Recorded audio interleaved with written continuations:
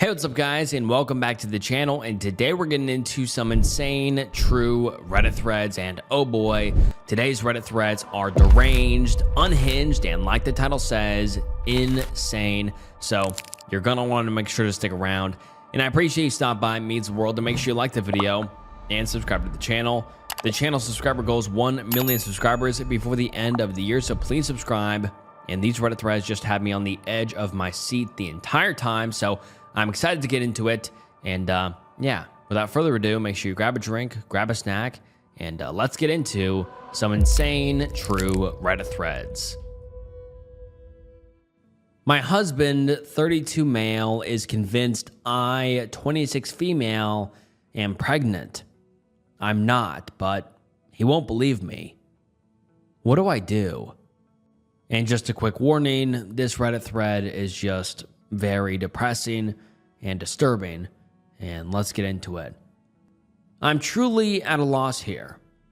This situation has gotten worrying, and I don't know what to do with it.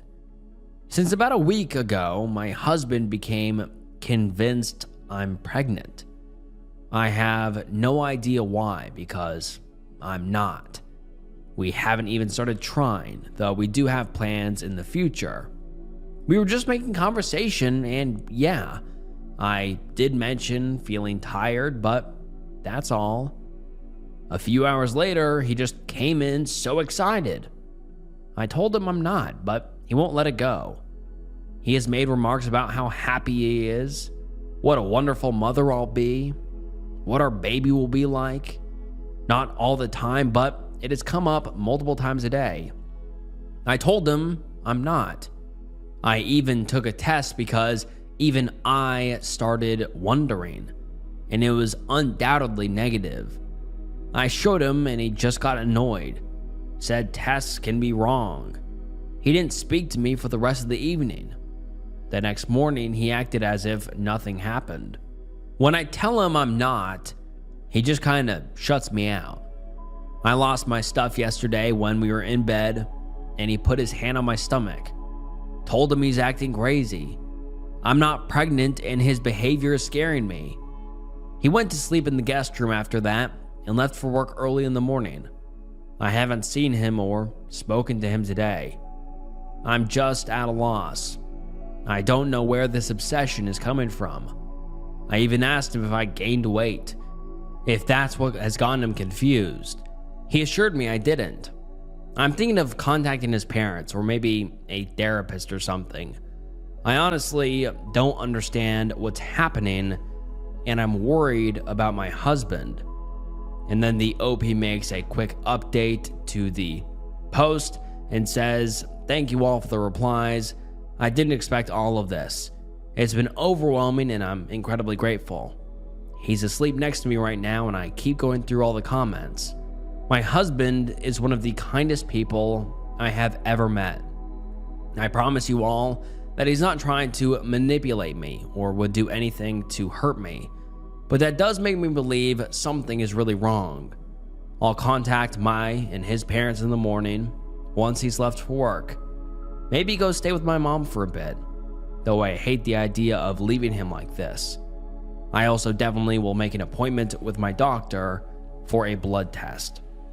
Thank you all for the advice.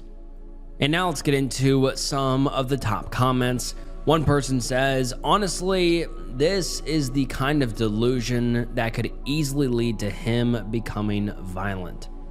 I don't know if he will, and I'm so sorry this is happening to you, but I think that your number one priority needs to be getting out.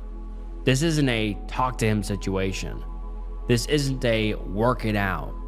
This is quite literally a run for your life and get someone else to help him afterwards kind of situation. I do not think it is an overreaction to move out with zero prior warning and not tell him where you're going. Then after you're out, call his parents and tell them what's going on. I know you're probably thinking your husband wouldn't do anything like that. He's not violent. He wouldn't hurt you. There are two possibilities here. He is either experiencing psychosis/delusions or he isn't. If he is experiencing psychosis, then This is not your husband. This is some rogue part of his mind that is taking over. His perception of reality is quite literally wrong, and there is no amount of love or care for you that's enough to overcome the fact that when he sees in the world is not what is real. The second possibility is that he's not experiencing any form of psychosis or delusions. This is honestly the scarier possibility in my eyes, because that means he's intentionally trying to manipulate you, probably in order to control you and prevent you from leaving, and he may possibly forcibly impregnate you. And then the OP replies and says, "Oof, this reply hit me hard. I appreciate it a lot. I'm very torn. I love my husband very much and I'm worried about him right now, but I am feeling increasingly uncomfortable at my home as well." And then another commenter says, "To me, this sounds really pretty ominous. I'll tell you why, but I'm going to explain my own background before. I have multiple degrees with a medical and psychology background, and I've written a bit about wartime psychology, prisoners of war, and brainwashing. So yes, this may sound extreme, but there's something about this that genuinely horrifies me. So a conditioning tactic to re-educate prisoners of war is that you insist on an event. Naturally, they're going to be like, what? That didn't happen. So you take something away, insist again, take it away, insist again, take it away, etc. Eventually, the prisoner of war is going to be missing so much stuff, they will eventually be like, oh well, fine. And then you give them something. Then you insist something else, etc.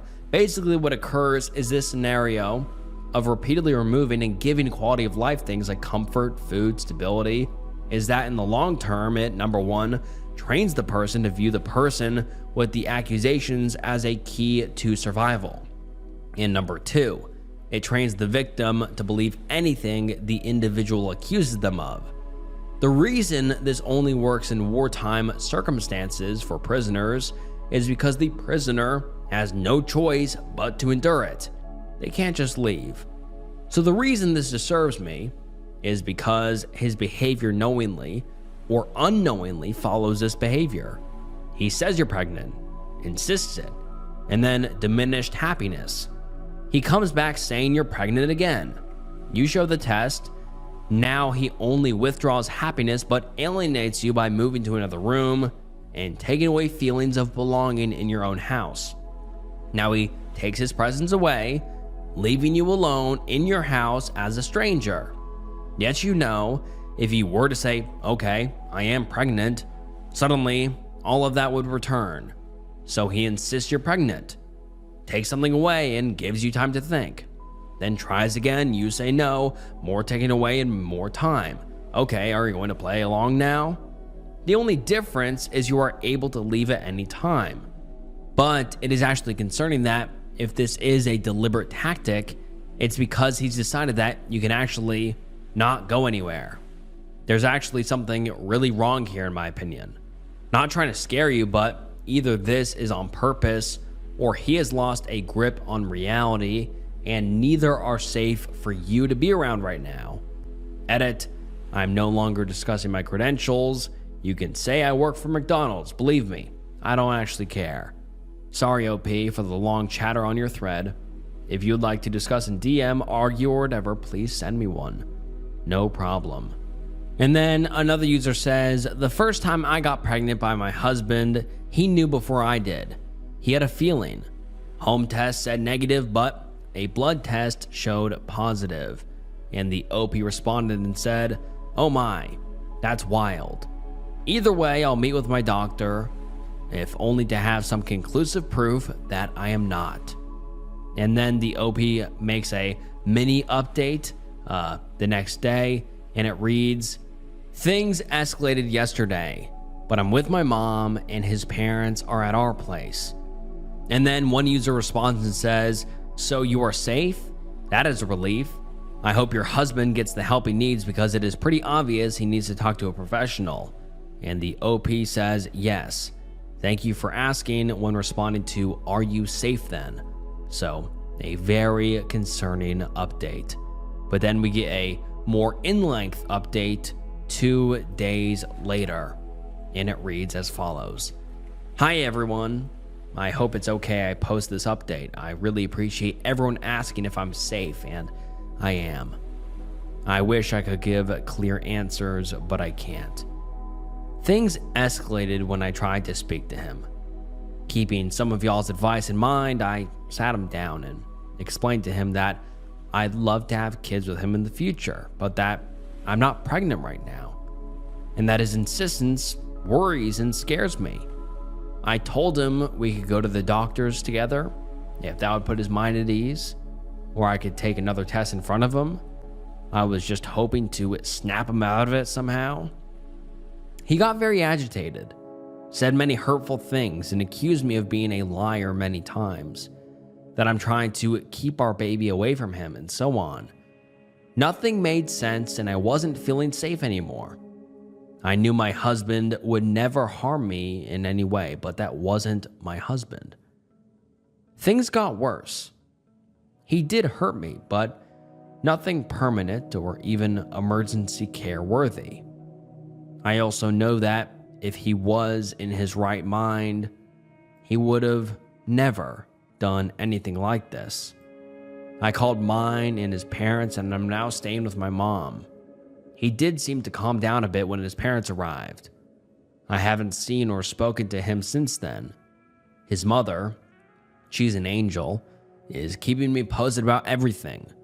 We all agree something is very off about him, and we don't know what it is. But he hasn't agreed to getting himself checked out in any way. I don't know how they'll go about it, but they say, and I painfully have to agree, that it's best to keep my distance for a bit, as most of it is aimed at me. I'm safe, so is he. I miss him so much, and I just want an answer as to why he's being like this. I keep trying to figure out if there were signs before, or what I did wrong. Thank you all for the replies. They were a great help. It's so kind you cared to ask if I'm safe. And now let's get into some of the top comments on this update. One user says, let's pray it's not drugs, since he refuses to get checked out. I'm so sorry, OP. I hope everything gets better soon. I don't know if going back to him is a good idea, though. He physically hurt you. And the OP responds and says, I do think that whatever is causing this is the reason he hurt. We've been together for some years now, and he's never even raised his voice at me until this. And another user says, thank you for letting us know you're safe. I really hope he agrees to get the help he needs, but it is absolutely in your best interest to protect yourself right now. Good luck. And another user says, sounds like he has an undiagnosed mental illness or major trust issues. He should seek out a psychiatrist or therapist or both. As others have mentioned, probably best to see a doctor and rule out other causes also. And another user says, oh woo, I am so glad you left. I'm a psych NP, and this situation terrified me on your behalf. He is not himself, and he is not safe for you right now. He needs to be seen by a medical professional ASAP, like last week. It must happen. If he continues to decompensate / get worse, you may have options for involuntary treatment, depending on where you live. It very well could be a physical medical issue causing the behavior, or it could be a mental health crisis. Either way, if he's physically sound and mentally erratic, start with psych emergency services. Are you in the USA? Does your area have a crisis services team? Ours is called Erie County Crisis Services, and they are available 24/7 for crisis calls, and they also will send out mental health professionals to assess someone in the field and see if it's an emergency / involuntary situation. The downside of an organization like this is they're often overtaxed And when they aren't able to send an agent who is a mental health professional, they will send law enforcement for a wellness check so not to ignore the situation. You can call the nearest psychiatric emergency room and ask if they have any recommendations. This is another point.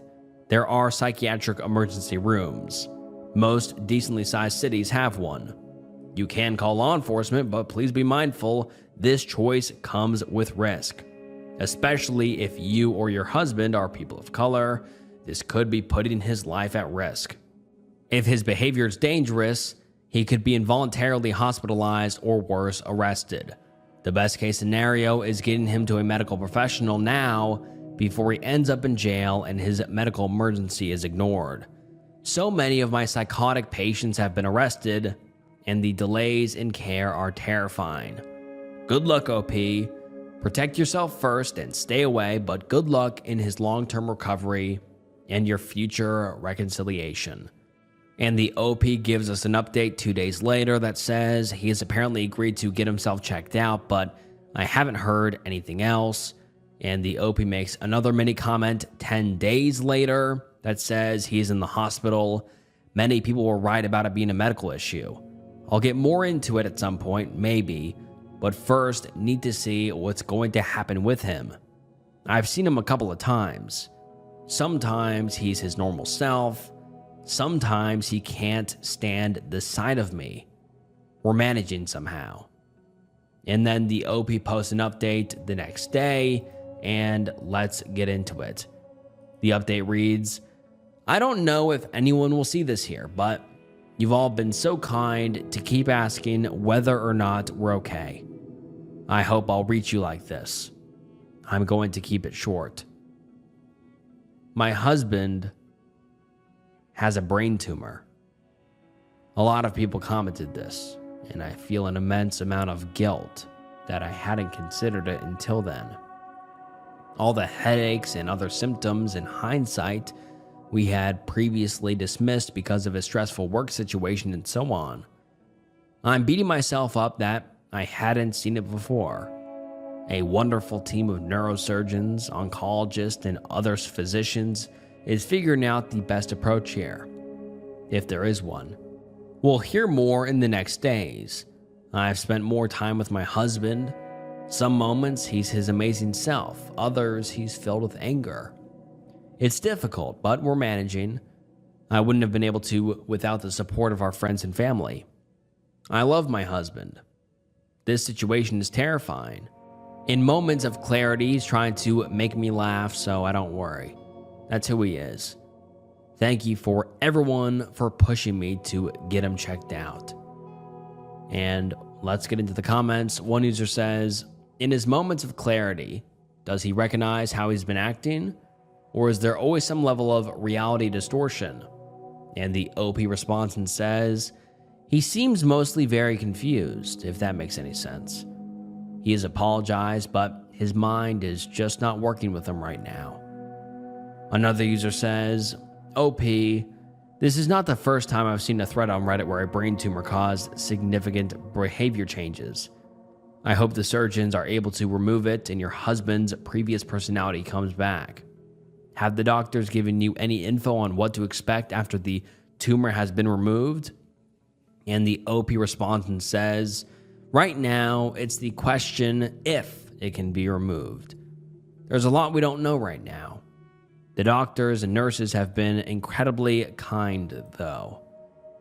And then we get an update 3 weeks later titled, I'm irrationally angry at my husband for having a brain tumor. The update reads, I can't say these feelings out loud, not to the people around me, so I hope it's okay to do it here. But I'm furious with my husband for getting sick.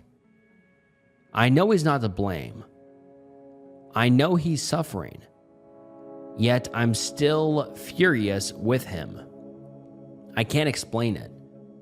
He is the love of my life. How dare he get sick? How dare he change anything about the wonderful life we have planned? How dare he leave me so much sooner than when we're old and senile? 2 months ago, our life was perfect. How could everything get so horrible so fast? I love him so much it hurts, and because of that, I'm so angry with him right now. I feel like a horrible person. And let's get into some of the top comments. One user says, "Oh yes, I feel this.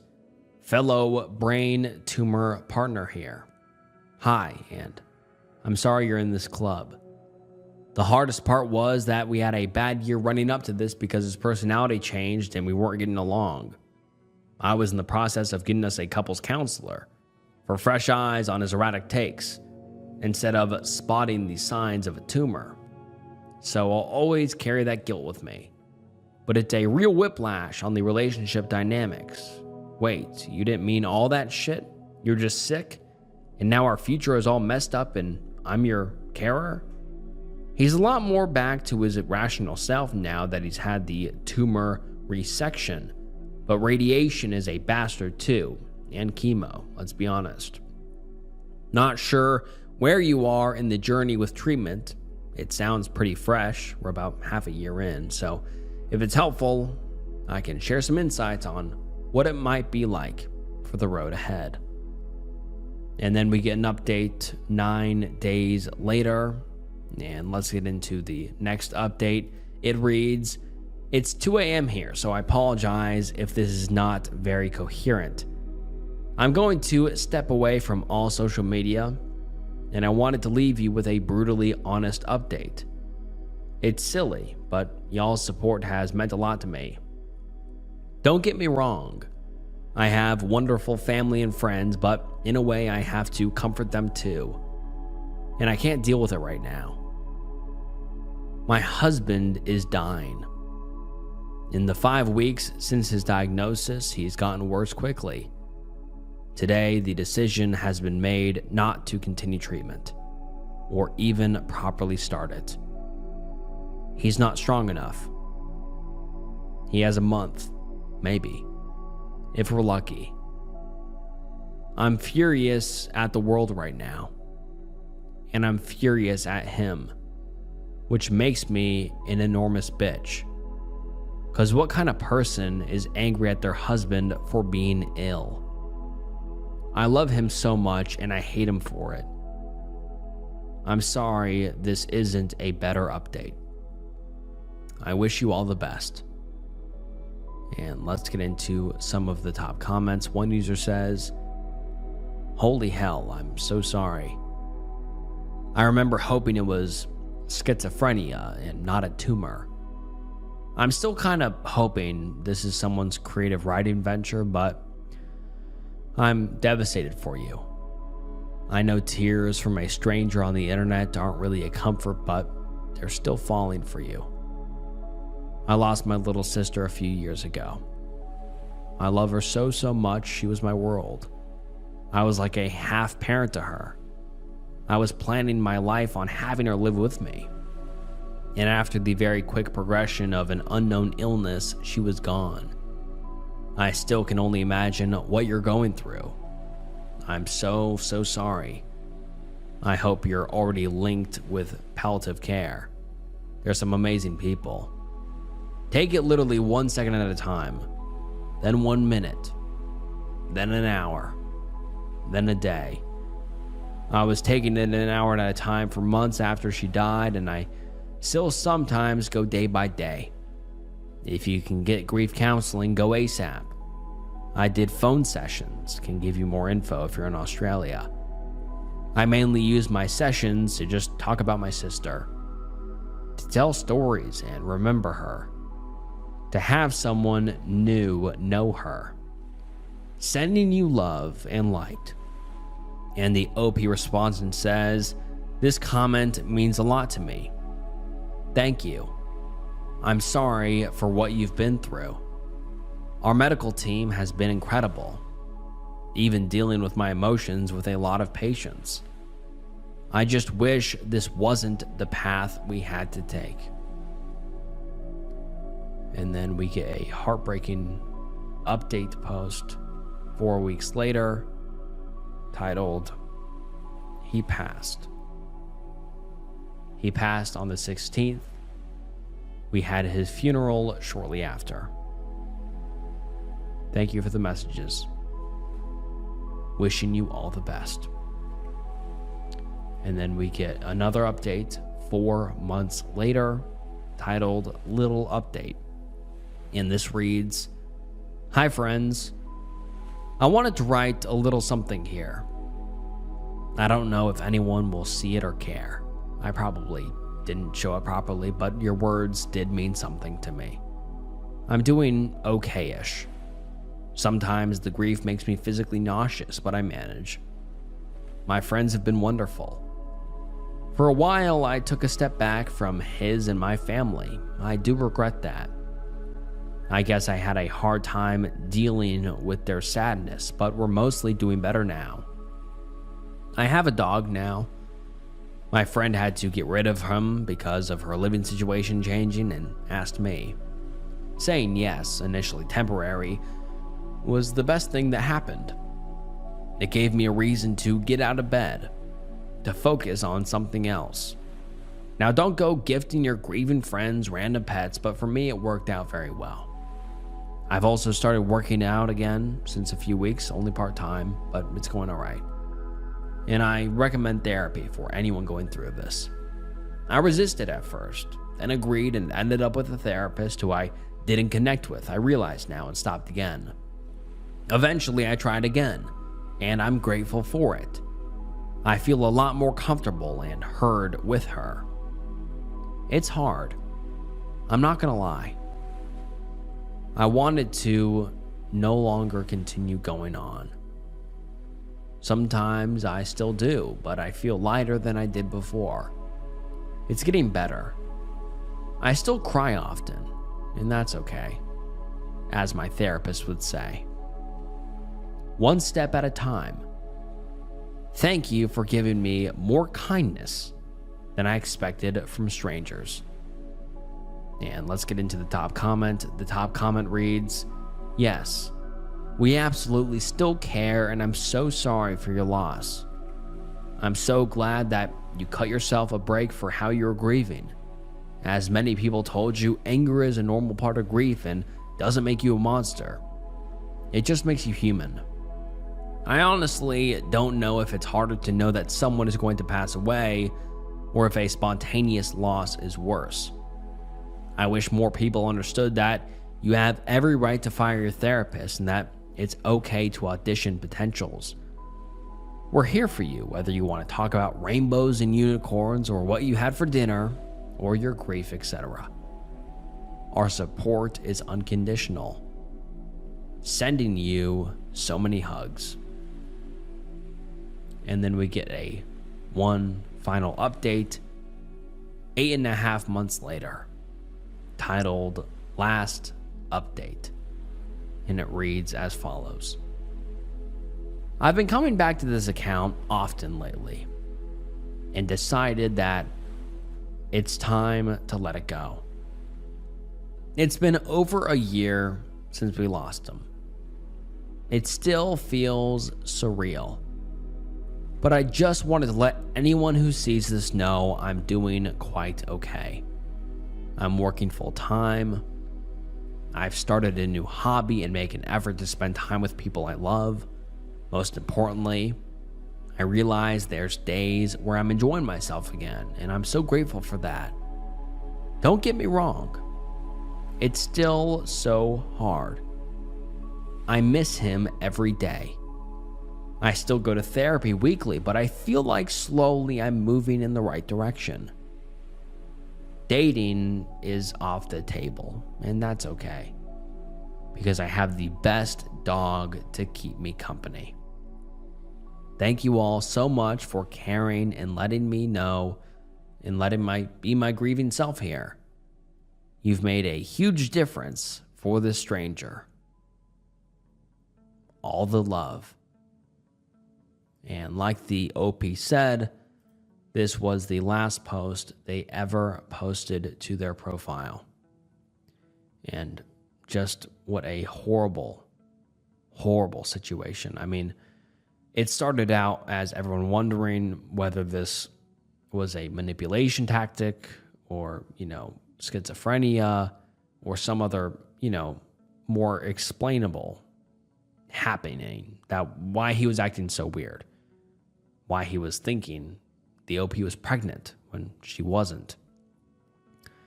And it ended up being a brain tumor that ended up killing him shortly after. And it's just, life is very unfair. It really is. I mean, like, the OP didn't deserve this. The OP's husband didn't deserve this. It's just very, it brings up a lot of questions for, like, why things like that happen. But, I don't know. I'm just kind of speaking here, but, like I said, when I first read the title, this was a very disturbing and depressing Reddit thread. And, I'd like to hear what you guys think down below about this. And, I just hope that the OP and her family can find some peace. And I hope that the OP's husband rests in peace. Just such a sad, sad situation that, I was not expecting when I first read through that first post. I'm like, oh, is this some sort of, just weird guy? And it just, takes a turn like that. Yeah, I don't know. I'm just yapping, but super, super depressing. But on to the next one. Am I the asshole for refusing to host Easter dinner if my nephew is invited? Throwaway because wife knows my account. I, 37, and my wife, 35, have been arguing about this all week. Our nephew, who is 22, has always been troubled, even though sister-in-law 44 and brother-in-law 48 have always treated him well. Some examples of his unsettling behavior: he was caught feeding one of brother-in-law's horses avocados, poisonous to horses to make it sick. I have dogs and don't want him to hurt them as well. He demands to be called the names of 2 specific fictional characters. He believes he is these characters, reincarnated. If you call him by his real name or refuse to go along with his illusions, he becomes aggressive. He carries around a plushie of one of these characters everywhere. There is a hole in the back. The hole is stained. I have tried not to jump to conclusions about what he does to that plushie and failed. It smells rancid, and honestly, just thinking about the thing makes me want to vomit. I've tried so hard to be patient with his quirks, as my wife puts it, but what really pushed me over the edge was an incident that occurred a few weeks ago. For context, wife has struggled with infertility for our entire marriage, and we have given up on having our own kid until we recently discovered she is pregnant. Given the fact that she is 35, we have been surprised and overjoyed. A few weeks ago, wife started randomly getting rude texts from nephew, insulting our baby. One text implied that our baby would have fetal alcohol syndrome due to my wife's previous drinking problem. Even though she has been sober for years, I wanted to call up that insensitive brat and tear into him. But wife insisted we gently let him know via text that we didn't appreciate his comments. When he kept going and my wife started crying, I called sister-in-law. She was able to shut him down and get him to apologize.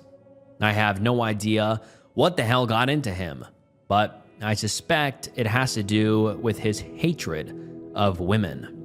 Wife believes that he may be on the spectrum / have undiagnosed mental illness and that he needs to be treated patiently. I think he has been coddled his entire life and it has only made him worse. I think if someone doesn't put their foot down, his behavior will escalate into something dangerous.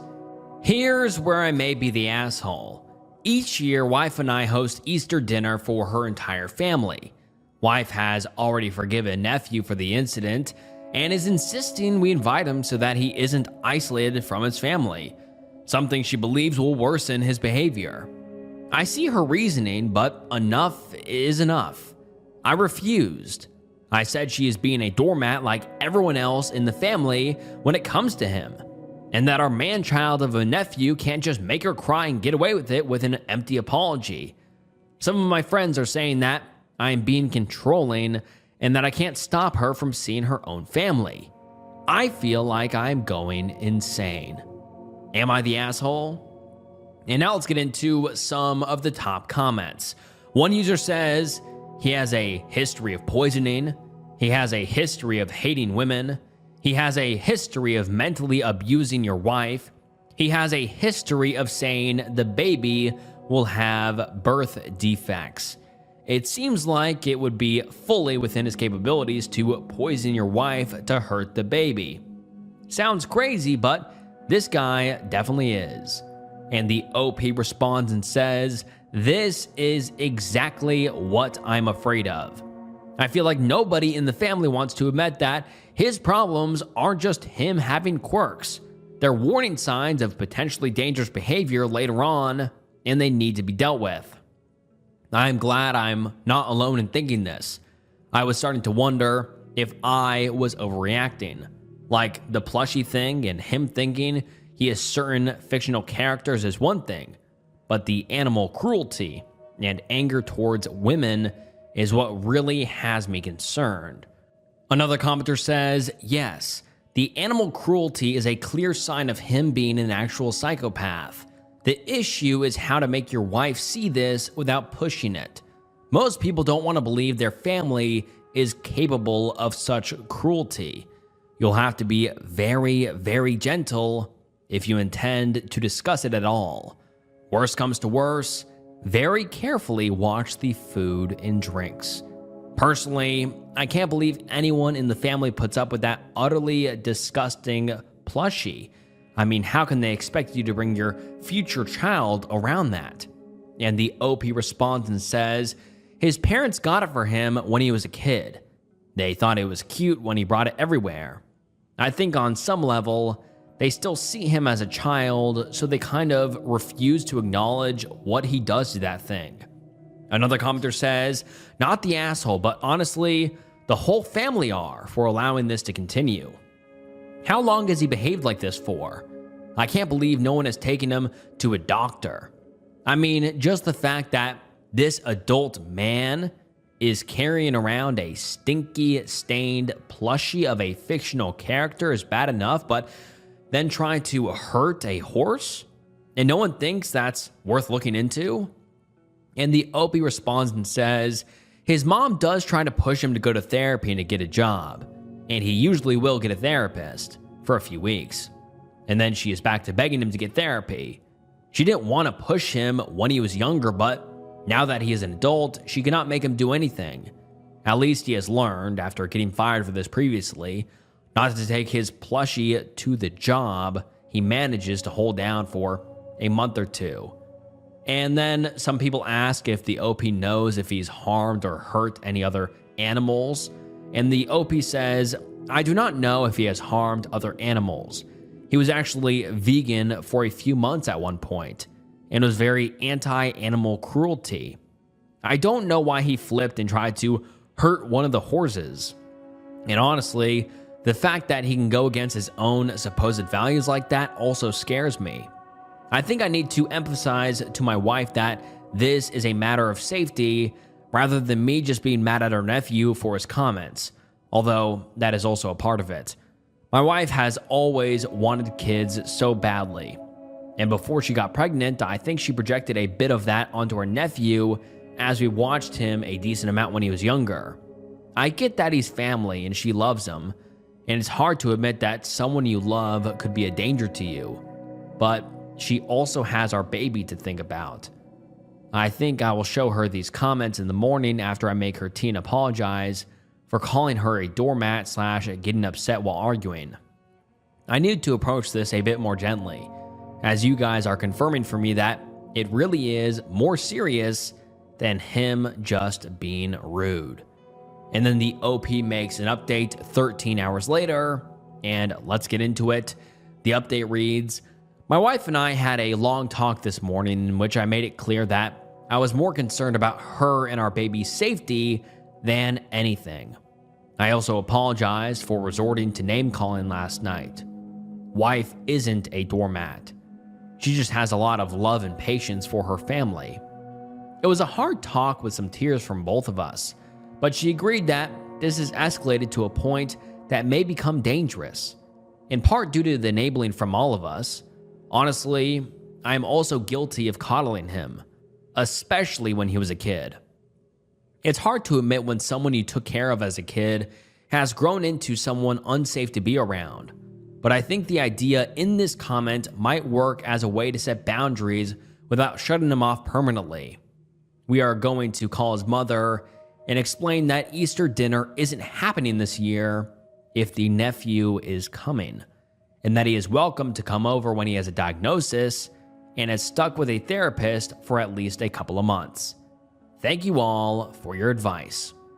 And then we get an update post about 2 weeks later, and let's get into it. This series of bizarre events started on Easter and has only gotten weirder since.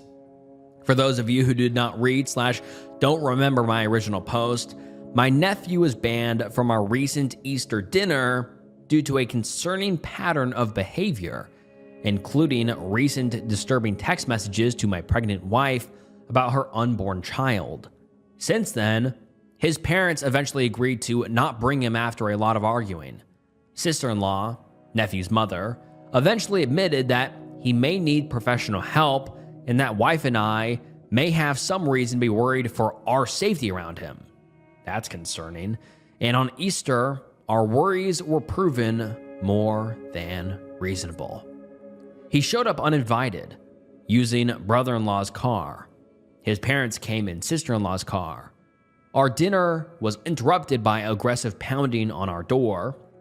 I don't know how to put this without it sounding insane, so here it goes.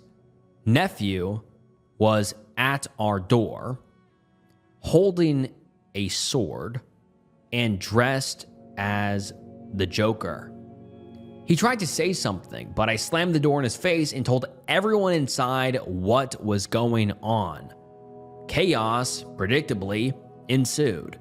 Brother-in-law, a generally calm guy who I have never seen freak out or get angry, turned beet red and went outside. He ended up literally chasing nephew around our house, screaming at him in an attempt to get him to leave.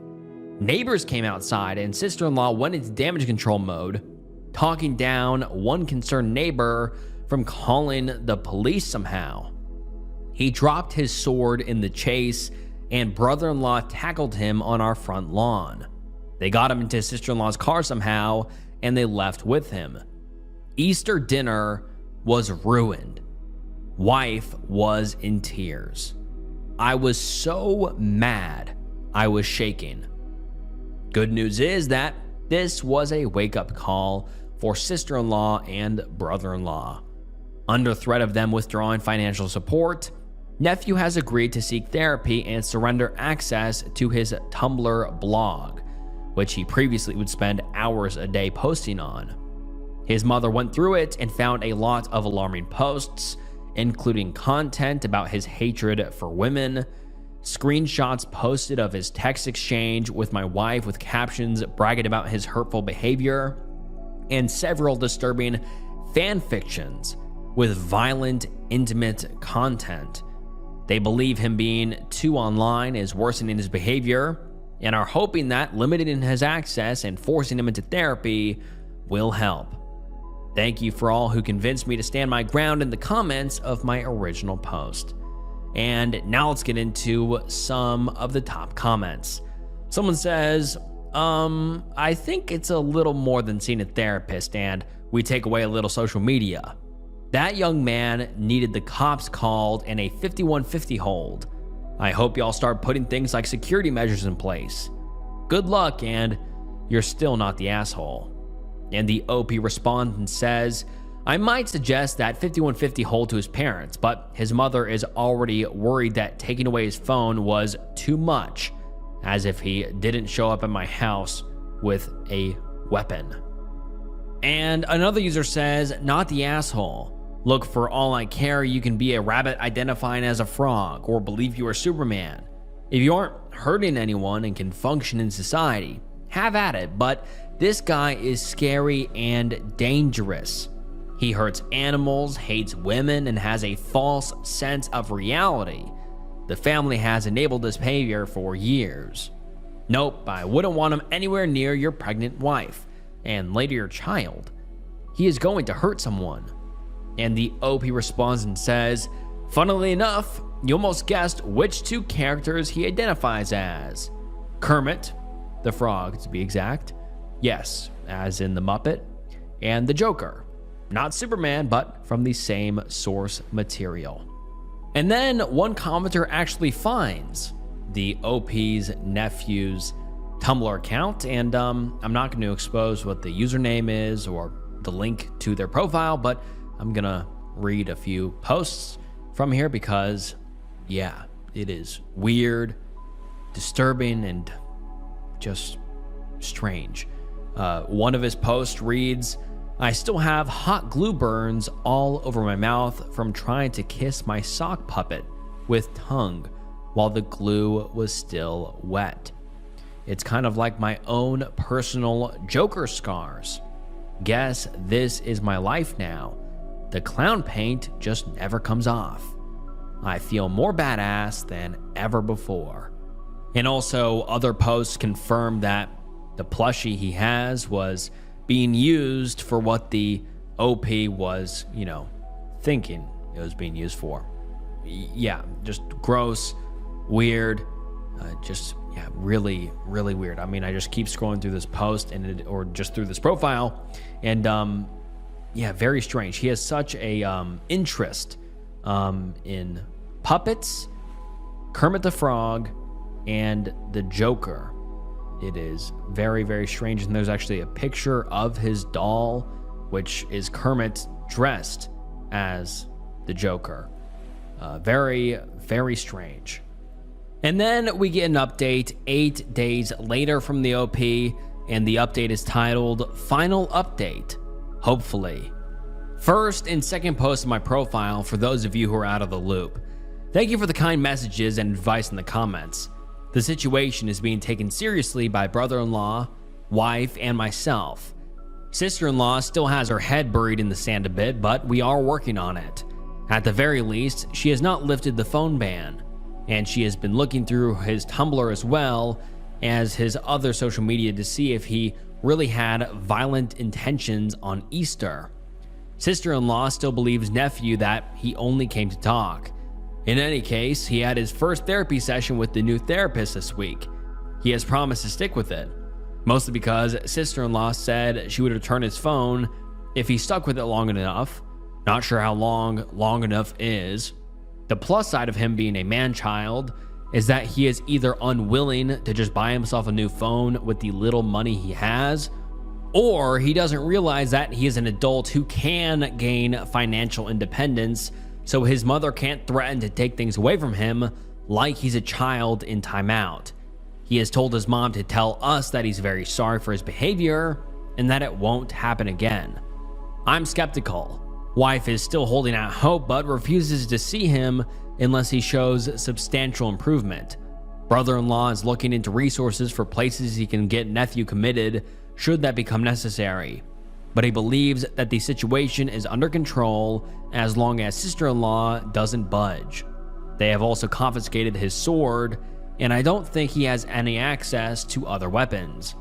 I was also sent a link to nephew's Tumblr blog. Sister-in-law has already seen it on his phone, but did not want to share its contents because she feels like we have villainized her baby enough.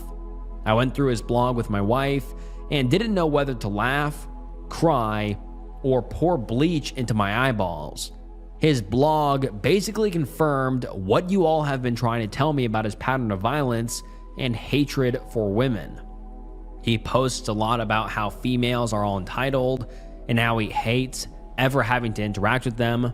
Additionally, he seems to be stalking one of his exes, which is a whole other layer of concerning. He also writes intimately explicit fan fiction about Muppets, which is not a safety concern, but has permanently ruined the entire show for me. Sorry this update isn't very exciting, but a lot of people express concern for my family and I's safety. So I'm letting you all know the situation is being handled and everyone is okay. For those wondering about the plushie of Kermit, it has gone missing according to sister-in-law and brother-in-law. I hope it stays missing forever. And now let's get into some of the top comments. One user says, "Hi OP, you had correct instincts here. Nephew is absolutely mentally unwell. The patterns of violence scares me to even read. The thing about the horses, if he was trying to feed it avocados to make it sick, he could have killed it. Horses can't vomit. The Muppet fanfiction and the other sort of plushie is so gross. That's something that is beyond a little unwell. People who believe in that stuff are largely mentally unwell, and especially if he decided he's doing it is a literal psycho murderer. I am wondering if he is suffering from some sort of delusional disorder. Granted, that is for the therapists to decide. I agree with the others who've mentioned it. You should invest in a Ring doorbell or other security devices. He might get his phone back and blame you for everything. I looked at his Tumblr and people commented on his Tumblr to blast him, and some people mentioned the Reddit post. If his brain works and with some Googling, he could find these posts. Hope for the best and assume the worst here. I dearly hope sister-in-law will take more action. The nephew is going to seriously hurt someone." I also found the post about the horse on Tumblr, and the OP's nephew post on Tumblr reads as follows. It says, "My father's favorite horse has gotten mysteriously ill. If he dies, maybe I will finally be the favorite son instead of playing second fiddle to an animal." And someone replies and says, "There's so much on there about the horses and his hatred for them. All the logical signs point to him. He 100% did attempt to kill it. In the hashtags, I was starting to get really freaked out as someone with my own horse. I really hope OP is safe and taking precautions." And then the OP actually makes a mini update to their post and says, "Edit, people are messaging me saying that he is back to updating his Tumblr account. So that likely means that sister-in-law has gone back on her word. I'm going to call brother-in-law and update him. Also, he is still hiding the plushie somewhere because brother-in-law was trying to throw it away and he can't find it anywhere." And then the OP comes back with another update titled "More Updates," unfortunately, and it reads as follows. "Sorry for the lack of updates. Life has been a bit crazy. Wife and I went no contact with nephew and sister-in-law, which has been hard on wife because she has always been close with her sister. We have kept contact with brother-in-law, keeping him updated if we saw anything concerning on his Tumblr account, as many of you have kept me updated. And boy, did he post concerning stuff. I'm not sure what the last straw was. Possibly when he posted about cutting off part of his coworker's hair and getting fired as a result. But brother-in-law decided he had had enough of sister-in-law's permissive parenting and nephew's destructive behavior going ignored. Brother-in-law has been trying to go harsher on nephew to straighten him out. But sister-in-law throws such a tantrum every time he has tried that he has decided he's had enough. A few days ago, he packed up and left. Now it looks like he and sister-in-law are going to get a divorce. He has been staying with us for a few days, going back once to make sure his horses were put in temporary boarding while he figures his stuff out. He is also working on getting a lawyer. In other news, my nephew has run away from home. He is 22, so I don't know if this means he has finally gotten an apartment or what. All I know is a few hours ago, sister-in-law called brother-in-law in hysterics, crying that he had left a note and that it was brother-in-law's fault. I think that he may have gone to stay with some internet friends, but wife is getting worried as it is 3 a.m. and there is still no sign of him. Actually, I also kind of worried, but I'm trying to stay level-headed and not think of worst-case scenarios. Sorry if this is unclear and sounds rushed, but stuff is still unfolding and this has been a lot to deal with. I will answer any questions y'all have once everything calms down a bit. Edit. Several hours after I made this post, police found nephew in a small forest a few blocks away. He was hiding in the trees, and I guess he was going to try to live there. They returned him to his mom's house. I am exhausted. And now let's get into some of the top comments. One user says, okay, can we also note how weird sister-in-law is being? Why is she acting but also treating like her son is 10? It's weird. It's like she also has some weird mental problems with her son. Like, it's odd and not normal to act this way about a 22-year-old man, who is also her son. Like, it's giving me an icky boy mom vibes in a very gross way. Also, kudos to your brother-in-law for finally taking some much needed action. Also, I think you should contact the police. Get everything on file. Nephew may come after police now that he has ran off. He is a danger to others. Stay safe, OP. And someone else says, his Tumblr has a post about how he's going to live in the woods in hope that your brother-in-law will return home. He also has one about collecting herbs and berries to eat in the woods, and that one seems very disturbing. Apparently, he believes he has a natural survival instinct. I don't know if he has done a lot of camping, but I would be concerned since his reality seems not that existent. The fact that your sister-in-law is throwing tantrums unfortunately shows that she is to blame for his behavior. And someone else says, I mentioned a 5150 hold in the comments on your first or second post. Your brother-in-law should be calling the police, and hopefully, if they find him, he can be assessed more seriously than his current voluntary therapy sessions. He needs a psychiatric evaluation and treatment, for sure. And then the OP makes another update a few days later titled, Jesus Christ, when will it end? And let's get into it. It reads, at this point, I'm just going to use this account to rant about my insane nephew because venting to my wife just makes her sad about the person he has grown into, which I think is completely fair. So the good news is that sister-in-law has finally taken action.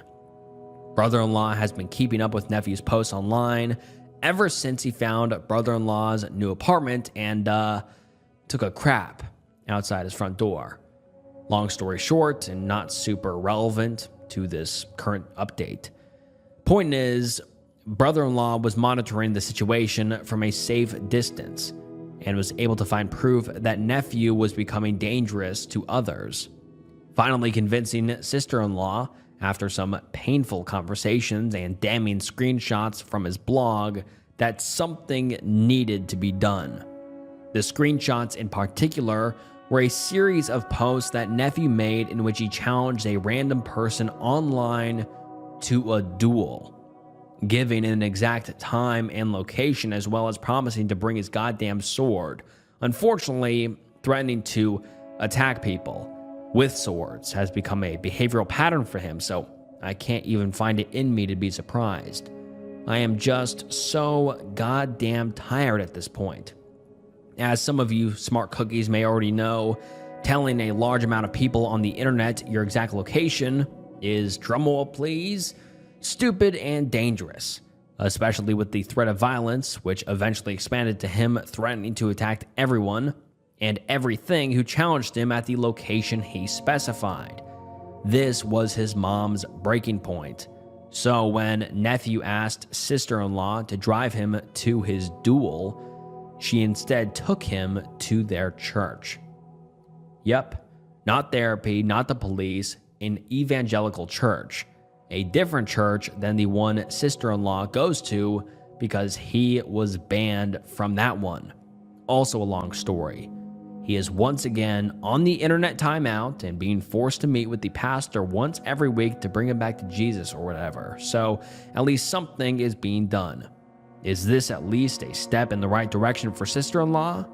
I don't even know anymore.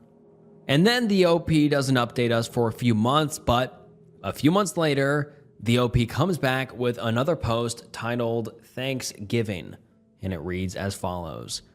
I'm pretty sure that no one is still invested in my petty family drama at this point, but Reddit was a good outlet the last time my nephew showed up to a holiday meal and completely ruined it. So to Reddit, I return. Read my other post if you are out of the loop, I guess. First of all, my son was born in early November, and his presence had been such an overwhelming joy in my wife and I's life. We had been so busy with him that we hadn't even thought about whether nephew would be at Thanksgiving until the days leading up to it. We called mother-in-law, who was hosting, and she reassured us he was staying behind and that it was only going to be us and sister-in-law. Small Thanksgiving, but yeah, mother-in-law does not have a lot of family, so we always try to make it to her house when she hosts.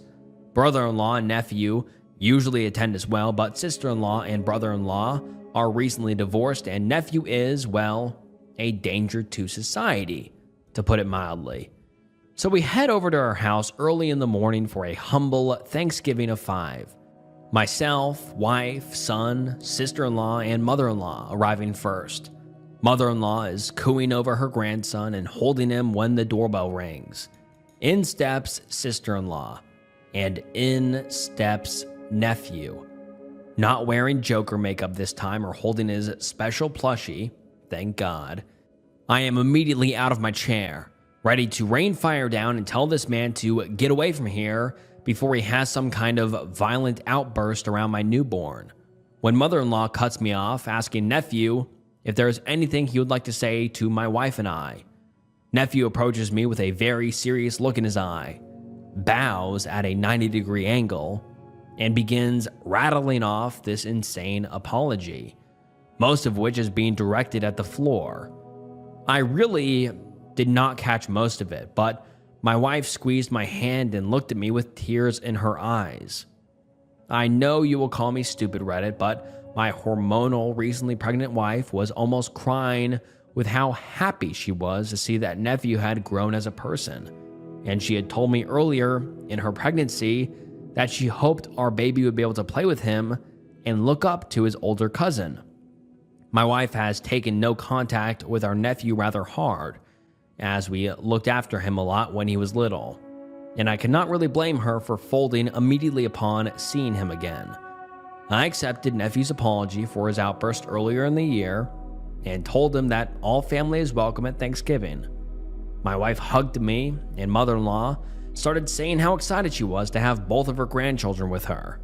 I kind of got the sense that mother-in-law and sister-in-law planned this behind our backs, but for the sake of the holiday, I was willing to let it go. Maybe he changed. The first hiccup was when mother-in-law was in the kitchen taking the turkey out of the oven. Sister-in-law was holding our son and asked if nephew could hold him. Wife and I firmly said no, but agreed that he could say hi. Nephew leaned in close to get a good look at our newborn and began laughing like a psycho. Like, from completely silent to cackling maniacally. He startled my son into crying, and when I reprimanded him, he did not seem apologetic at all, and instead kept doing that weird laugh and saying, "I cannot contain the Joker."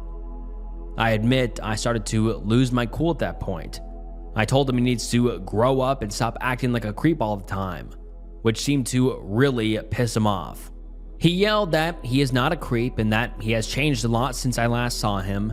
He said that he found God and that he is not a misogynist anymore because he claimed that men are just as vile and humanity is doomed no matter the gender. I called him a mistake and he grabbed the turkey, which mother-in-law had just brought in during the commotion, by the leg. Shrieking at the top of his lungs, nephew swung the turkey like a sledgehammer directly at my head.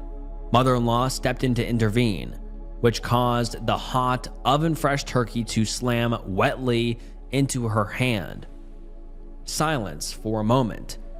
Then the sizzling of my mother-in-law's skin as the grease of the turkey, sticking to her face, made quick work of her epidermis, causing her to scream. I regret that I was completely stunned into inaction, but luckily my wife came to her senses quicker than I did, and it was now her turn to chase down my nephew, much like how brother-in-law had this past Easter. She was not as fast as him, given that she had given birth earlier that month, but her yells and threats scared him bad enough that he fled out the door, sister-in-law on his heels. She ended up driving him home, shooting us a nasty text saying my wife overreacted and that his outburst was my fault in the first place. That's crazy. Apparently, we scared her beloved baby boy, 22 years old, so bad that he pissed himself, so I guess he's the real victim.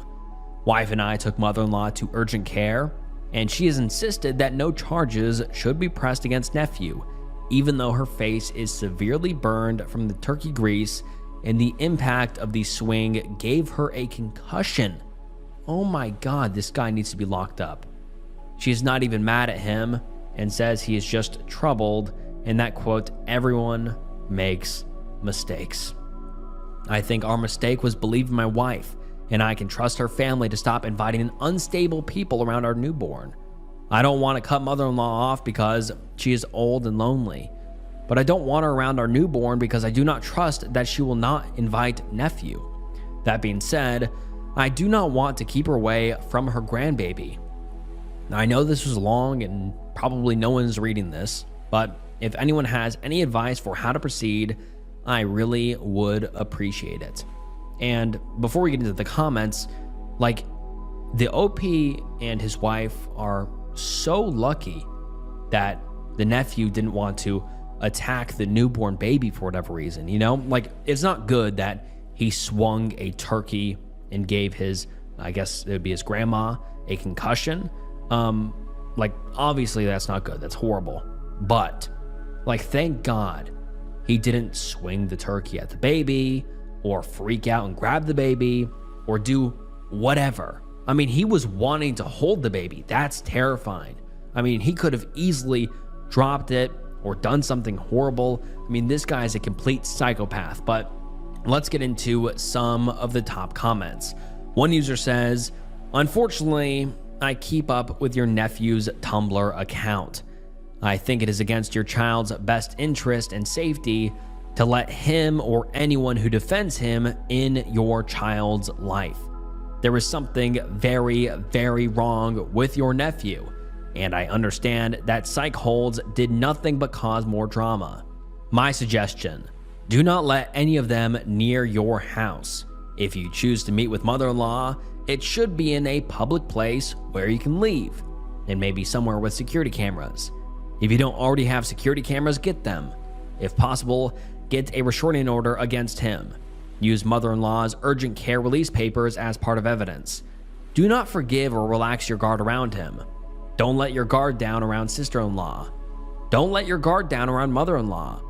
They are supporting a man who is very psychologically unhinged, has a history of threatening behavior and assault.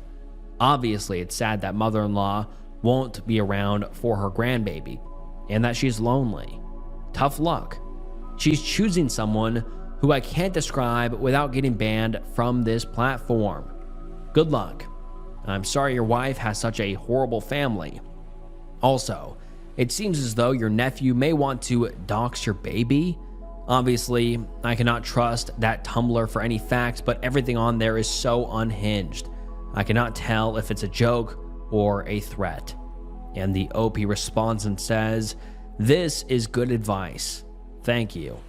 I think my wife's family has always been crazy and has a history of excusing bad behavior, particularly from men. So she is a little desensitized to it. Honestly, dealing with my in-laws had normalized this kind of behavior for me too, to some extent.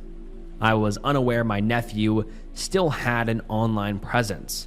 I will call his mom, not that she'll listen, about this threats of doxing, even if I am confused about what the hell doxing a baby would even accomplish.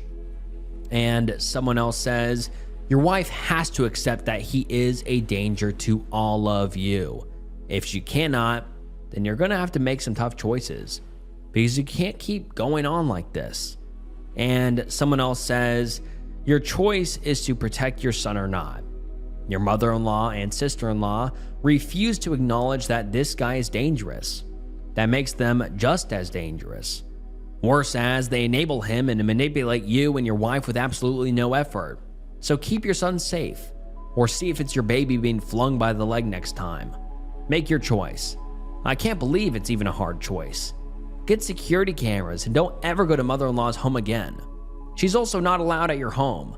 No more ambushes. She can see baby at Starbucks if you're so reckless as to keep contact with someone who knowingly and willfully manipulated you into endangering the safety of your baby. Why you stayed when he walked in the door is just the most ridiculously dangerous and bad thing, but it can't happen again. Your mother-in-law does not care enough or respect either of you enough to even protect a newborn. You're the kid's parents. Do better. And this is the last update we have ever received from the OP. And man, I really wonder how this entire saga ended. I wonder if the OP's nephew ended up in prison or jail or in a psych ward somewhere, or I don't know. But what I do know is that the OP's nephew is still posting on his Tumblr. Like I said, I'm not going to link the profile. I'm not going to do anything. Do not contact anyone mentioned in this video. But man, this Tumblr account is beyond disturbing. I can't tell if it's a joke or if he's crazy, but from the entire story we just read and the thread we just got into, it does not seem like a joke.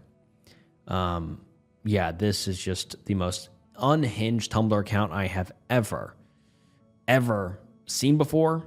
Like, it just so weird. Like I said, it's a mix of, Muppet, Kermit the Frog, and the Joker. And he likes the Muppets and wants to make love with the Muppets. Yeah. This is just one of the most insane Reddit threads I have ever read. And yeah, on to the next one. Ayahuasca ruined my life. Originally posted to r/DMT and r/psychosis. And for those of you who don't know what ayahuasca is a traditional psychoactive brew that's been used for centuries by indigenous people of the Amazon rainforest, mainly for spiritual, ceremonial, and healing purposes. And basically, it is a very, very intense psychedelic experience that gives you vivid visions and deep emotional introspection and just an altered state of consciousness lasting 4 to 8 hours. And many people do ayahuasca for personal growth or being able to look inwards or for mental health challenges. Although doing ayahuasca isn't risk-free, and ayahuasca can trigger severe anxiety or panic that lasts a long time. It can increase confusion, impaired judgment, and prolonged psychological distress. And in some people, especially those with a personal or family history of schizophrenia, bipolar disorder, or other psychotic disorders, ayahuasca actually can trigger psychosis or mania. And obviously, that is not good, and it can be very, very dangerous, and you can lose your mind. But without further ado, let's get into the story. I just wanted to make sure you guys know what ayahuasca was for those of you who don't know. And the Reddit post is titled, Ayahuasca Ruined My Life. My story. What happened in this ceremony in Costa Rica? My mind and perception was bouncing back and forth between good and evil. I would see and feel complete magic and light to complete darkness. Eventually, all the light went away, and I became separate from everything and everyone. There was just a void. My personality changed into something else, something terrible. In the ceremony, I actually ran away. I left the ceremony thinking that I was also leaving my life, and I would try again in a different lifetime. I felt I had failed life, and my external environment became extremely uncomfortable and unpleasant. The energy in my body felt like poison. Every sound hurt my ears, and even the food tasted bad. I became the ugliest version of myself that I didn't even recognize. I was going through a lot in life at the time, and perhaps it was not a good time for me to go, but who knows why this happened. The psyche is fragile, and things can easily go wrong no matter how prepared you are. Psychedelic psychosis is more common than I knew at the time.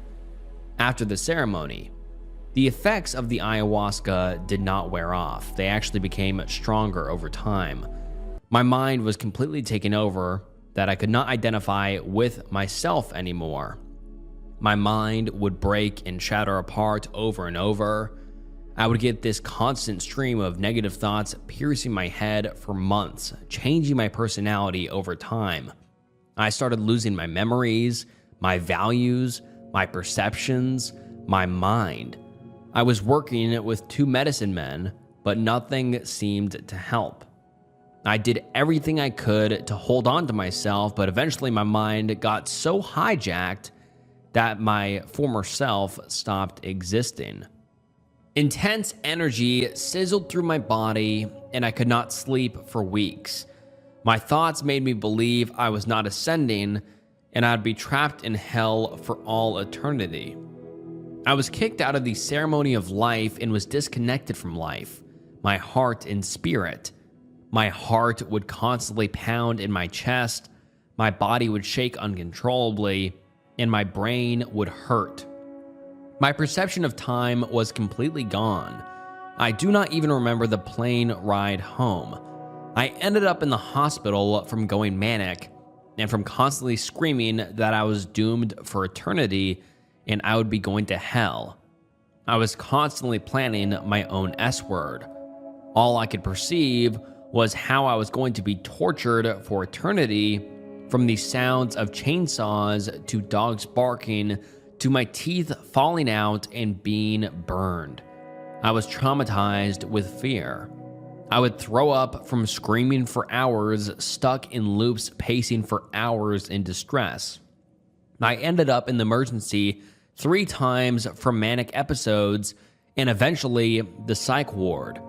I have never had mental illness in the past. Now I find it hard to leave the house as I now have major anxiety, depression, and fear. Since then, 8 months later, I no longer feel the effects of ayahuasca and have stabilized, but who I am now compared to who I was is very different. I feel completely disconnected from my heart and spirit. I cannot find joy in anything anymore, not even nature or music. I constantly feel jumbled and confused in this utter lifelessness. All of my thoughts are now negative, and I can't feel anything anymore. I don't feel my emotions except fear and despair. Plus, my creativity is gone. It's like I'm living without my soul. I have no motivation or interests anymore. Just getting out of bed is difficult. I lost my business as an artist and partner through this whole experience. And now let's get into some of the top comments. One user says, were you taking any psych meds prior to the experience? What you're describing is post-manic depression. The same thing happened to me, both SSRI, and I also lost everything. And the OP responds and says, I wasn't on any medication before. I've never had any mental illnesses prior. I'm so sorry that happened to you. I keep hearing more people talk about these encounters, but only after it happened. And the commenter replied again and said, I have heard that even if you have a mild undiagnosed psychotic disorder, so think bipolar, which is fairly common, psychedelics can trigger a sharp onset. And the OP replies and says, for sure, but I have done ayahuasca 5 times prior and nothing was triggered. Another user says, this is happening more and more often since all these shamans that are supposed to protect the ceremony space don't know how to do it, and leave people open to energetic parasitism. The only way to heal this is unfortunately through the same plant medicine. Make sure you have a real shaman this time who can identify and remove the pathogen that is now attached to your soul. These things thrive on such energy. You can take ownership of your own being again. However, it will take a long time. If you don't want to consider plant medicine again, some sort of meditation over many years would slowly but surely make space for the real you to inhabit your mind and body again. And the OP replies and says, I'm worried that taking plant medicine again will make me worse. I was only considering it if I don't see any progress in a year. And one commenter smartly says, don't take it again. Fight for footing in the reality you have. And I agree. I don't think the OP should go back and take that medicine or take the ayahuasca since it made her worse. I think she should, see a psychiatrist or therapist or go to the hospital because she clearly has triggered something serious. Another commenter says, any history of bipolar, manic episodes of schizophrenia before this? What you describe happened to me, but I didn't even drink ayahuasca. Was from my traumas surfacing for me to deal with after I got off a lifetime of SSRIs and had a breakdown. And the OP says, no mental illness before this. And another commenter says, I'm really sorry to hear about this. Must be horrifying to have your life stripped away from you and feel so empty inside. Deep down, I'm wishing you well and that you pull through this. There are a few points, though, that I'd like to share. First, my childhood friend had something similar happen to him when he was 19. He tripped on mushrooms and he went to a very, very dark place from which he didn't fully return for years. He gradually faded from my life, largely because I was living overseas. But when I returned home a few years later, I contacted him and we reunited. He was a sober, solid dude that oozed gravitas. There's no guarantee how this will turn out, but recovery is possible. Hang in there. Second, there's a lot of blaming going around, which I find frustrating and naive. You must have had some underlying mental illness, the shaman was bad, the medicine was bad, you needed to do more shadow work, blah, blah, blah, blah, blah, blah, blah. I'm sorry, but while that can be to blame, another aspect that is that powerful medicine also carries powerful side effects. Having a bad trip is an intrinsic risk of ayahuasca. Everything might have been good. You might have done what you needed. You just hit the lottery and have to deal with it. From what you've written, it's not worth nitpicking about what it could have been. I suggest you just go on with your life, and in that, I wish you all the best. And the OP replied and said, thank you for your reply. I agree. You don't know what you're going to get, and sometimes things go south. It's a risk. I never in a million years thought this could happen, yet here we are. It was my fault for not doing enough research ahead of time. I'd never even heard of people getting hospitalized because of it. People only like to talk about the good stuff. Hence why I'm posting my experience to spread awareness that things can go wrong even if you feel safe going into it. And then we don't get an update for about 2 months, but 2 months later, the OP comes back with another post titled Ayahuasca Warning. And let's get into it. 9 months after ceremony, and it's like my whole life has been taken from me. I used to be filled with love, joy, and creativity, and now my cup is completely empty. It's like living without the soul. I can't even enjoy music anymore, which used to be my everything. I feel foolish for taking the medicine when I don't need it. I think of my past self every day, and I wish I could have that bright light back. I only live in the shadows, now hidden away. It's humiliating to lose everything and feel hopeless for it to return. I almost committed S-word 4 months after the ceremony when the psychosis never ended, and now I'm terrified of death, as I could constantly only perceive that I would spend eternity in hell. This has been worse than a nightmare. Choose wisely if the medicine is right for you.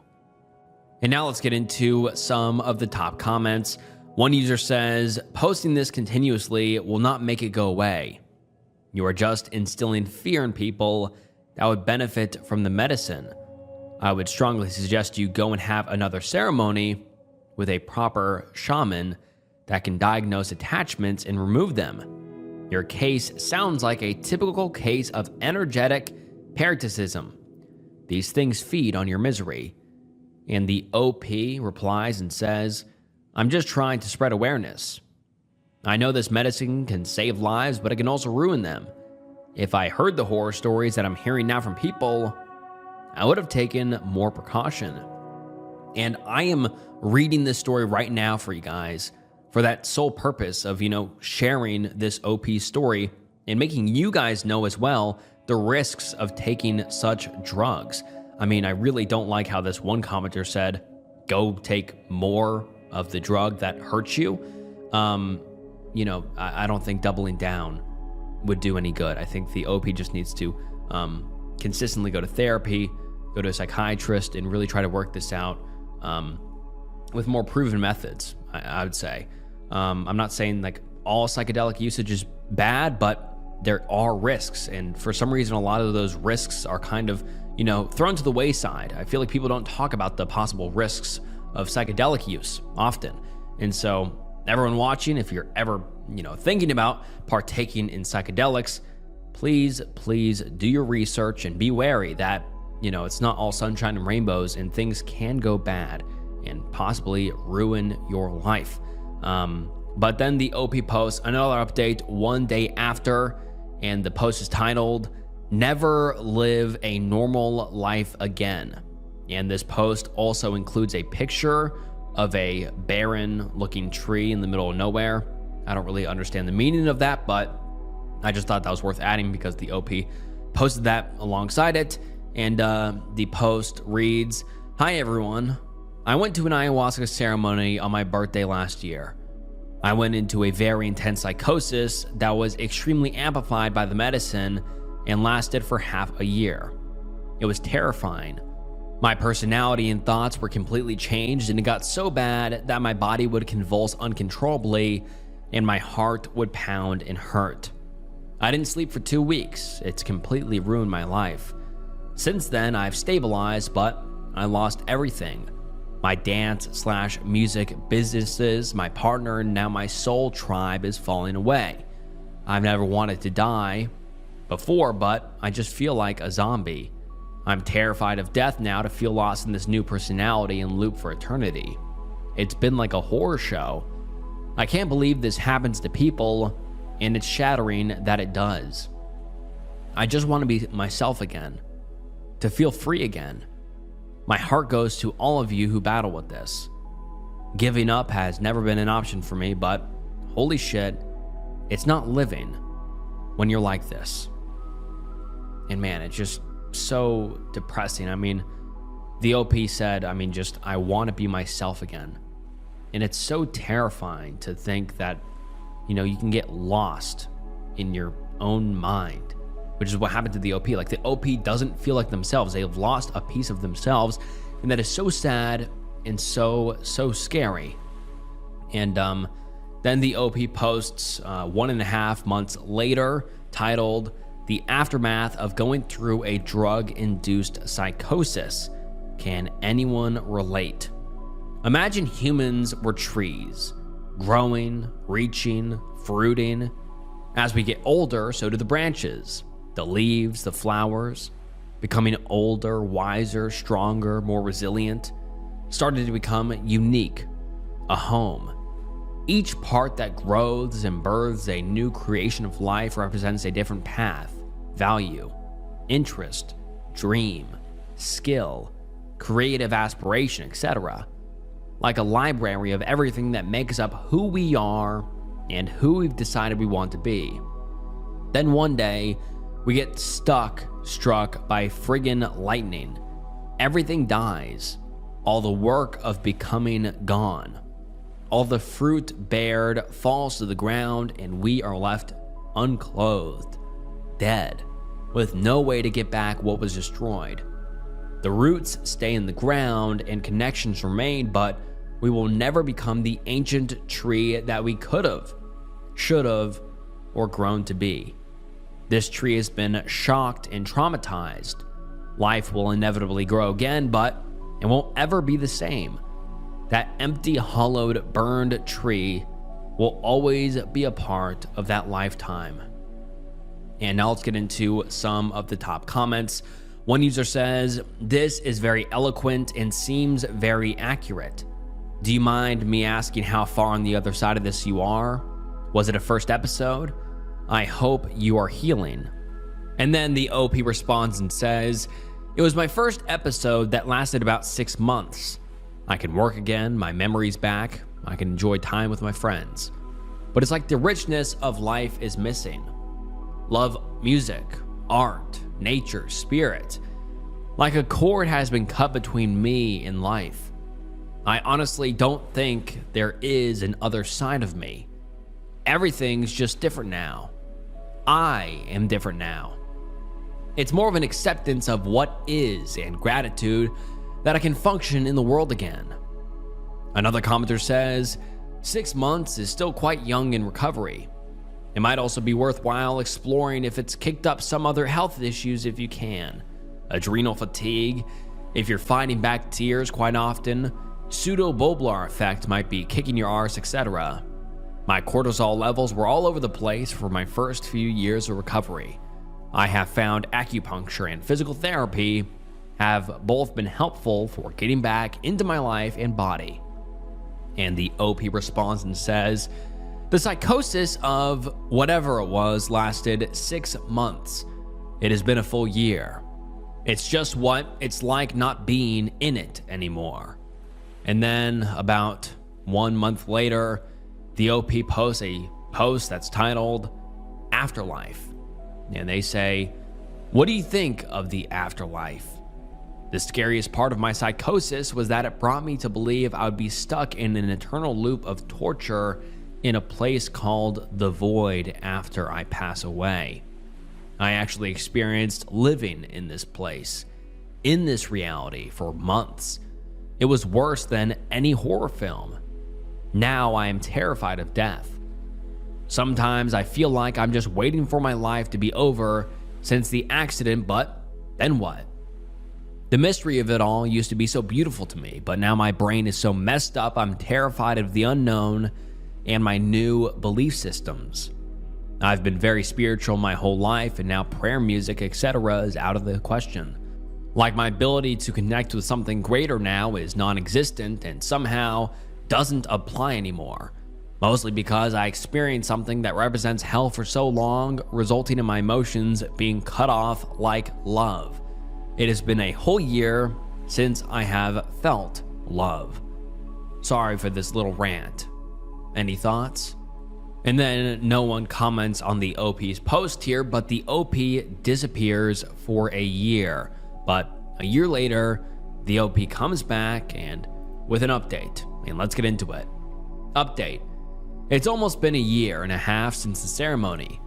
I am relieved to say that I have come out of the other side. I really had no hope, but gracias a Dios, it changed.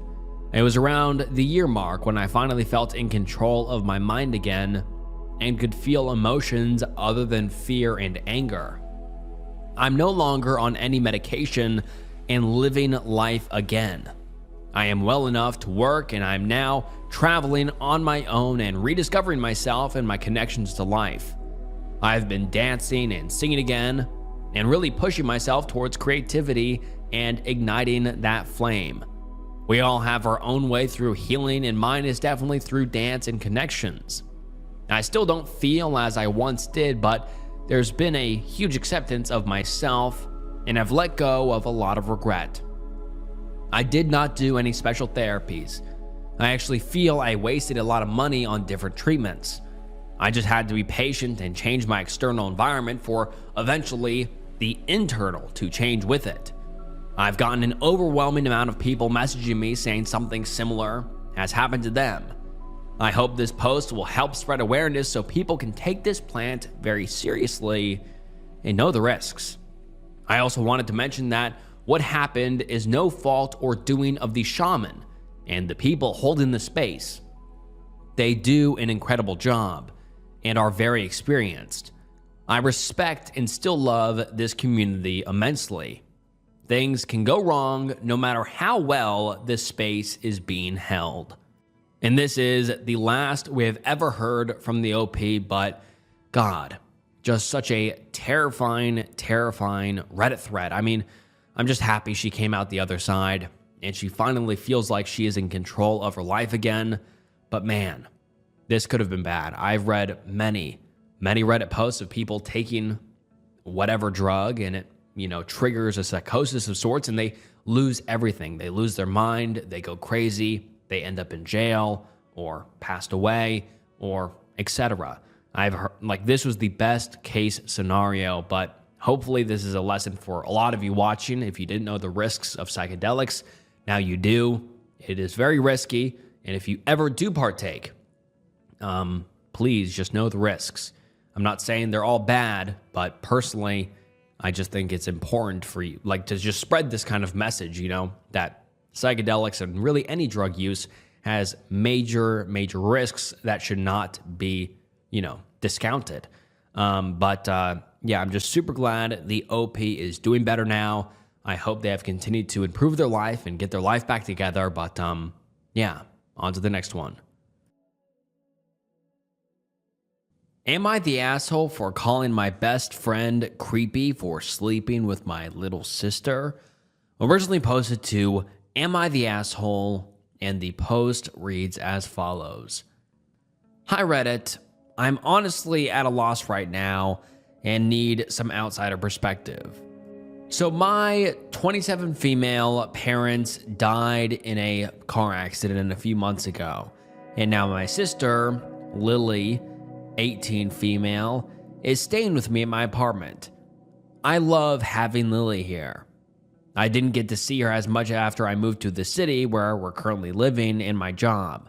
It was a much smoother transition than I expected. I reintroduced her to my best friend Cole, 27 male, almost right away, and they seemed to get along fairly well. My sister's birthday was in July, and the night after it, she went to a new 18-plus club that opened in our area. I didn't think much of it and just wanted her to be safe. After that night, Lily seemed more stressed, and I assumed it was because of her first year at college coming up. She's taking online courses for the first year, and just tried to give her advice on how to handle it. Yesterday, after Cole came over to drop off some brownies he had baked, my sister came up to me with tears in her eyes and admitted that she had bumped into Cole on the night after her birthday, and they ended up sleeping together. I was shocked, but from how sad and ashamed Lily seemed, I asked if Cole had taken advantage of her. Lily said no and that it was 100% consensual, but Cole asked her to keep it a secret. Lily didn't want to stress me out and was afraid of me being mad at her, but she couldn't hold it in much longer. After reassuring Lily that I wasn't mad at her and that she was completely right for telling me, I went to my room and angrily called Cole. I yelled at him over the phone and told him how creepy it was that he had intimacy with my freshly 18-year-old sister, and that he was way too old to be messing around with girls her age. We went back and forth for a bit before finally hanging up, and I went back to talking to Lily about this. Cole told his family and our mutual friends what happened. During the night and even this morning, I have been bombarded with texts from them saying that I was an ass for calling Cole creepy, and that since it was a consensual, intimate encounter with Lily being of age, it should not matter. I haven't shown Lily the texts. I don't want to make her feel worse than she already is. With how consistent everyone has been with calling me an a-hole, I'm wondering if I really am. So, am I the asshole for calling my best friend creepy for sleeping with my little sister? Edit. Yeah, I realize I made it sound like Cole and Lily only met after our parents' death, but she has known them before. Granted, they didn't talk much to my knowledge back then since she was a kid, and I didn't include her in what I was doing very often. Edit number 2, it's just Cole's mom, dad, and brother who are harassing me about this outside of our friends, and at this point, I think that he might have twisted the story for them to get this riled up over what I said. And now let's get into some of the top comments. One user says, generally, I'm going to assume any story where a bunch of people who barely know text you to berate you is a fake story. I also think it's weird that your supposed best friend has never met your family before. And the OP responds and says, he has. He's known Lily since she was 3. I'm also close with his family. And like I said, it's our mutual friend group yelling at me for what I said. And another user says, you said in the story that you had introduced him to her when she moved in with you. Anyway, yes, if this is real, and he has really known her since she was a child, then it's creepy. And the OP responds and says, I meant reintroduced since she hasn't seen him in a while. Like I said until now, I have not really seen my sister due to my job and being decently far from where I used to live with my parents and my sister. And someone else says, 100% creepy. Also, she just had a massively traumatic event happen. He also told her to lie to you knowing that she just lost her parents. Highly manipulative and weird. He isn't a good guy. Not the asshole. And someone replies and says, also adding it's creepy AF that he asked her to keep it a secret. What the hell? He knew exactly what he was doing. Cole is not your friend, OP, and you really need to look at your circle and question those who are defending him. And someone else says, why would his family get involved? I always question the post that the OP's phone blowing up. I don't know anyone or have family members who would do something so ridiculous as blow up someone's phone, but obviously there are folks out there who have nothing better to do. And someone else says, not the asshole. Edit. To those who don't seem to get how creepy this is, let me break it down for you. This young woman just lost both of her parents in a traumatic accident and had her entire life upended by having to move in with her older sibling, which means she is not only traumatized, but extremely vulnerable. That's not even to mention that not only is the person she slept 9 years her senior, he is also a close and trusted family friend who is very close to her older sister, which puts him in a position of influence over her, a position which he used to get close to her and then slept with her, literally the day that she turned 18, which by the very definition of the word is manipulative. Was she legally an adult who was able to consensually choose to have intimacy with an older man? Yes. No one is questioning her right to choose.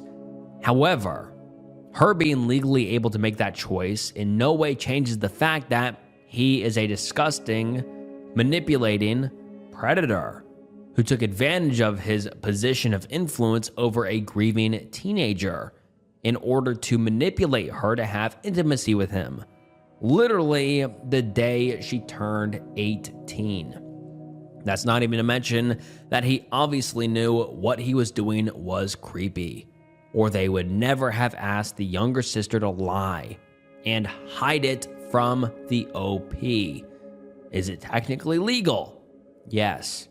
Is it incredibly predatory behavior and extremely creepy to sleep with someone 9 years your junior, literally on the day they turn 18? Also, definitively yes. If one of my friends had done this to my little sister, I would be absolutely furious, and they would immediately find themselves removed from my circle permanently. And then we get an update a few days later, and let's get into it. The update reads, hey Reddit, these past 4 days have been busy, but I'm back with an update. To start off with, I ended up talking to Lily about what happened that night, and she ended up revealing that shortly after I reintroduced Cole to her, he began texting her, saying he wanted to help her grieve. Lily had told Cole about her plan to go to that club, and by the time Cole had shown up, she was decently tipsy. Lily had woken up in Cole's bed the next morning, and after he had woken up too, he told my sister to lie about what happened by saying she was at a friend's house because I would consider it to be a betrayal of my trust if I knew they slept together. After further discussion, Lily and I decided that grief counseling was best for her. Lily said that she regretted for not getting it at the start because, to her, that's what started this. As for Cole's family and our friends, I decided to ask them what they were told by in 2 separate group chats. I was right that he didn't tell them what actually happened. Both his family were under the expression that Cole and Lily had told me already what happened at first and that I seemed okay with it. But when Lily wanted to talk further, I blew up on him out of the blue. I told them what actually happened, and while Cole's family seemed hesitant to believe me, they'd said that they would talk to Cole. As for our parents, they believed me, and while some apologized, some were saying that it shouldn't have been an issue in the first place because my sister was legal, so I had to drop those people. I have blocked Cole, and I haven't confronted him further, but I'm preparing myself for the worst when I do. Also, to clarify some things, I am a woman first of all, and second for all, I don't think Cole had ever romantically liked me the past 15 years of us being friends. There just hasn't been any signs of that, but then again, this proves that I don't know him as well as I thought, so I don't know. Thank you all for the advice, and I'll update you again if anything more comes out of this. And now let's get into some of the top comments. One user says, I'm sorry, but I'm going to need you to clarify if that's you paraphrasing her saying she woke up in Cole's bed, or if that is exactly what she said. Because if those are her direct words, and this nearly 30-year-old man immediately jumps to "don't tell your sister," it makes me see red flags all over this. It sounds like he did take advantage of your sister, and that you might need to ask her a few more pressing questions about the specific events of that night to be sure. Hell, a talk with a preferably female officer might be helpful to clarify the lines that seem a little blurred here. And the OP responds and says, I am not paraphrasing. What she initially told me when she came home after leaving Cole's apartment was that she stayed at one of her friend's place since it was so late in the night and she didn't want to wake me up. And another user says, it's creepy that their relationship started with him consoling her regarding the grief. Still feels like she was taken advantage of, emotionally, not physically, although you have no context between tipsy and her waking up in the bed. Creepy. And then the OP comes back a few days later with another update, and let's get into it. The update reads, I wanted to post an update a few days ago, but I felt emotionally and mentally exhausted. Per your guys' advice, I asked Lily if she actually remembered having intimacy with Cole, and she said that she remembered Cole buying her a drink. Then later on, Cole convinced Lily and her friend, who was tagging along with her, to let Lily go home with him. Lily remembers getting in the Uber and being inside of Cole's living room and bedroom, but not the intimacy itself. I mentioned that it's possible Cole drugged her with that drink, and if he did, then it's our word and Lily can press charges against him. Lily said if she did, she would want to press charges against Cole. We both got a bit emotional afterwards, and I apologized to Lily for not noticing that something was wrong when it first happened. As for Cole's parents, they threatened to cut him off financially if he didn't tell them the truth, and Cole admitted to what Lily said in the first post. Cole's parents apologized to me over the phone, and I told them what Lily said, and if he did drug her, then there's a possibility that we'd be pressing charges against Cole. They seemed to accept that and apologized one more time for harassing me before hanging up. Also, while clearing my phone of Cole-related things, pictures, videos, calendar dates, etc., I remembered a time when he was picking me up for a concert when we were 18 or 19. He looked at my outfit when I got into the car, and mentioned how easy it would be for someone at the concert for them to rip it off and take advantage of me. I'll be honest, I was far more timid and more afraid of confrontation, so despite feeling weird about his comment, I brushed it off so we wouldn't fight over it. So there's one red flag I missed and regret not saying about it. Like I said in the last update, thank you all for your support and advice. I'll update you guys if anything major comes up. Edit. Oh, and I'm changing all of my passwords. Probably my apartment door lock too, that Cole has access to, just in case he tries anything. And now let's get into some of the top comments. One person says, Jesus Christ, saying the guy was a creep was such an understatement. He belongs in jail. And someone else says, ugh, I'm so sorry for you and your sister are having to deal with this on top of everything. I would maybe get some legal advice if you plan on moving forward with pressing charges. Also, get a R-word kit done, mainly to check for STIs, and it's most likely too late to get any DNA or other evidence, including evidence of being drugged.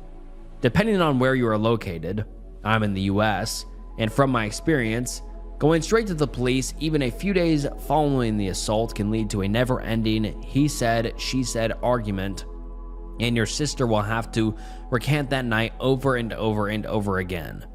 That said, I strongly believe in justice, and it is very clear that your sister was taken advantage of. I would personally look into next steps for pressing charges. Again, I'm so sorry, and just know that people like Cole know what they're doing and how to hide their true selves from others. So none of this is your fault at all. I wish you and your sister nothing but the best. And this was the last post we had ever received from the OP, so I really wonder what ended up happening. Did the OP's ex-best friend, Cole, end up in jail or press a charge against him?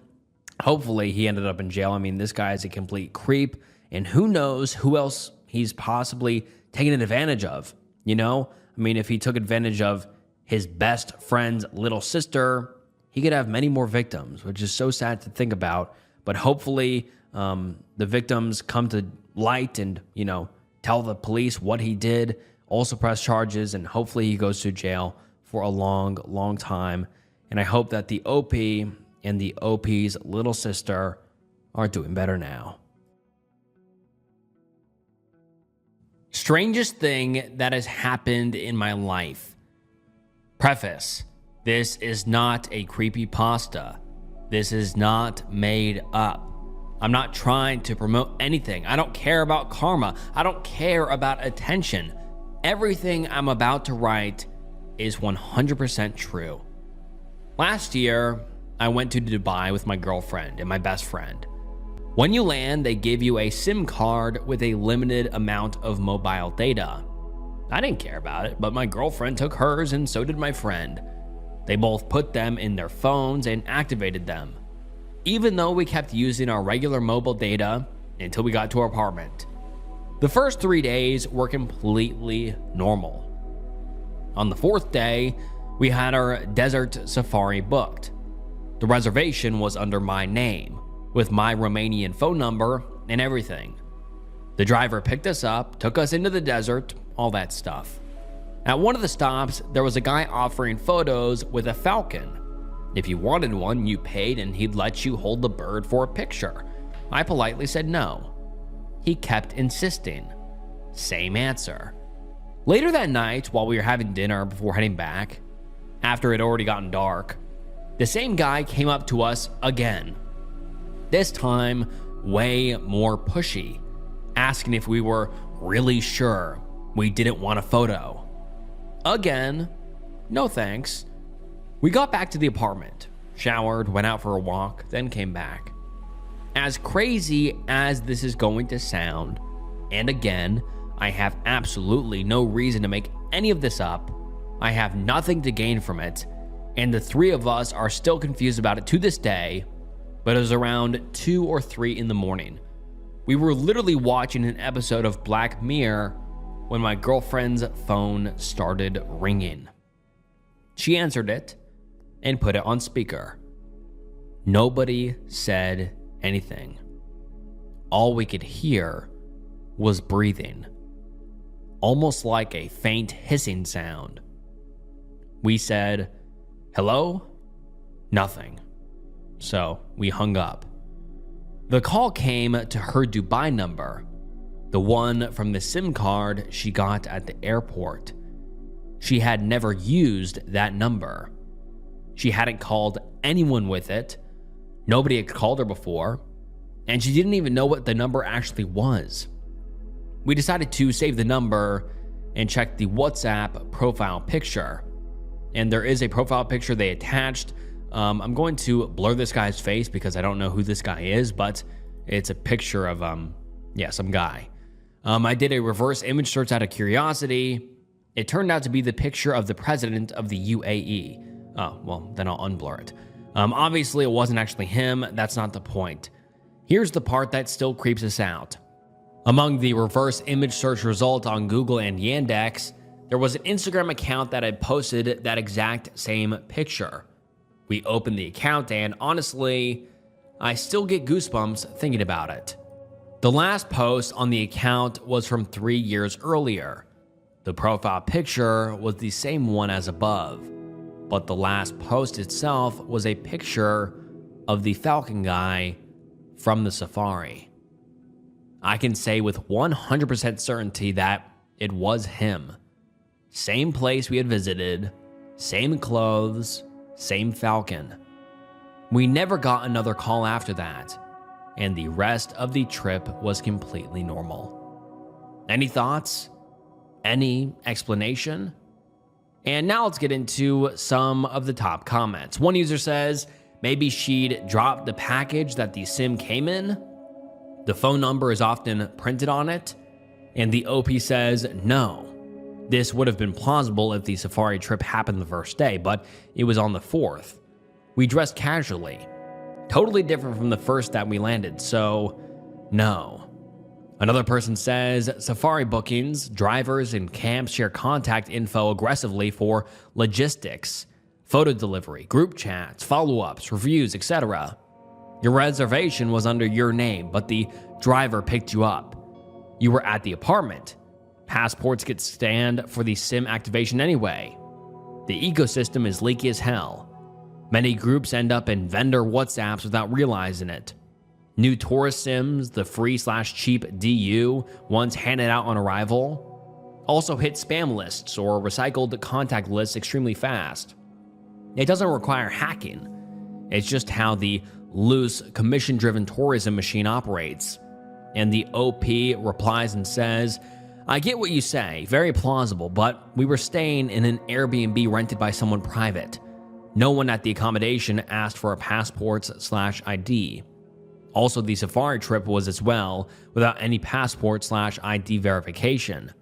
The only thing where the SIM could be associated with their passport was indeed at the airport.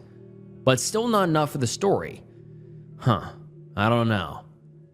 Another user says, that does sound weird, but to be fair, I wonder if that's not a very commonly used picture amongst people in the region. So that you got called by a random number that happened to use that profile picture? Because when I Googled reverse searched it, I also get many random websites such as Facebook, X, and Instagram pages. Maybe the specific Instagram showed up in your reverse search results because that guy was in your vicinity? I think we'd need someone from the UAE to clarify if it's common to use that image as a profile picture. It's still a weird coincidence. Either way. And someone else says, OP has been offered a number of plausible scenarios but seems determined to deny any of them. What answer do they want? Ghosts? Assassins? Ghost assassins? And someone else says, I think your Dubai number was leaked to the weirdo somewhere. And the OP replies and says, that's what I'm thinking, but how? Or just a pure coincidence? But I guess there is a bigger chance to win the lottery than this to happen. And another user says, it's simple. They were likely tracking your movements because your girlfriend is attractive and they knew her location constantly while in country, and wanted to snoop on your browsing habits while in country. Why else would the Falcon guy show up randomly later and hassle you? He didn't expect her to be accompanied by others, and he's not accustomed to being told no, and only knows how to be aggressive to get his way. Still pissed and being denied, he did a creepy, heavy breathing phone call later in the middle of the night. It's definitely a good thing she was never out of your sight while you're visiting. People go missing all the time. Creepy indeed. Also, the whole Falcon photo thing was likely a ruse to get additional photos of each of you for a governmental database. People aren't always what they seem. Not wanting the sim and not wanting your photo taken? To them, it was fishy, and you're definitely a spy on a mission. And unfortunately, the OP has not updated us on what ended up happening or what the creepy phone call was or who the guy was or what happened, so I'm super sorry to leave you guys on a cliffhanger, but what do you guys think? I read every single comment, so comment down below what you guys think. Who do you think this guy is? Who made the phone call? How do they know where they are? And just what's the motive behind all of it? I'm interested to hear what you guys think.